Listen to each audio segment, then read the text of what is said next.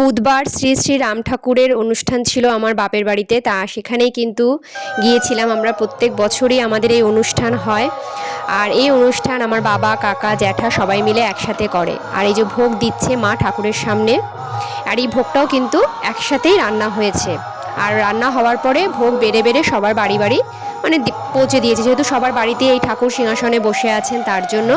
আর একসাথে যেখানে অনুষ্ঠান হচ্ছে সেখানেও কিন্তু প্যান্ডেল করে ঠাকুর বসিয়ে সেখানেও এই ভোগ দিয়েছে। আর অন্যদিকে কিন্তু তার পাশে চলছে কীর্তন।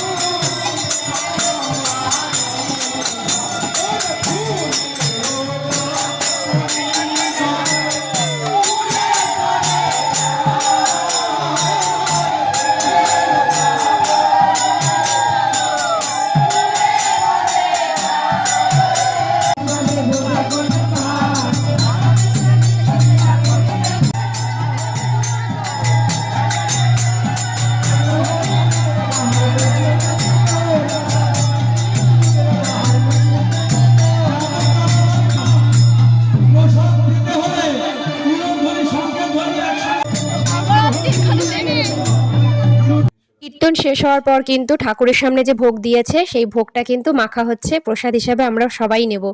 আর এই প্রসাদের যে কী স্বাদ, মানে অপূর্ব স্বাদ। দিদি প্রসাদটা মেখেছিল। প্রতি বছর আমরা এর অপেক্ষায় থাকি, মানে এই দিনটার অপেক্ষায় থাকি যে ঠাকুরের অনুষ্ঠান হবে। তা প্রত্যেক বছরই হয়, আর আমরা ছোট্ট থেকেই কিন্তু এই অনুষ্ঠান দেখে আসছি। এখনও মানে আমরা যাই বিয়ে হয়ে যাওয়ার পরও বাপের বাড়ি এই অনুষ্ঠানের জন্য। আর অন্যদিকে কিন্তু দেখো মানে ঠাকুর যাদের জন্য আয়োজন করা হয়েছে, আশেপাশের সমস্ত লোকের জন্য খিচুড়ি আয়োজন করা হয়েছে। এই খিচুড়ির মধ্যেও কিন্তু ওই ভোগ মিশিয়ে দেওয়া হয় যাতে প্রত্যেকটা মানুষ এই ভোগের প্রসাদ পায়। প্রচুর লোক হয়েছিল, আরও লোক দাঁড়িয়েছিল, মানে সন্ধে অবধি কিন্তু প্রসাদ বিতরণ চলেছে। আমি যতটা পেরেছি তোমাদের সাথে শেয়ার করার জন্য ভিডিওটা তুলেছি।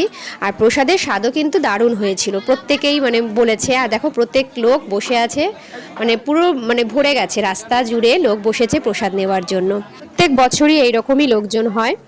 আমাদের এই অনুষ্ঠান যেহেতু বহু বছরের পুরনো, তার জন্য প্রত্যেক বছরই এরকম লোক হয়। তা লোকজনদের সবাই নেওয়ার পরে কিন্তু আমরাও বাড়ির লোকেরাও বসে পড়েছিলাম প্রসাদ নেবার জন্য। আস্তে আস্তে প্রায় বিকেল হয়ে আসলো।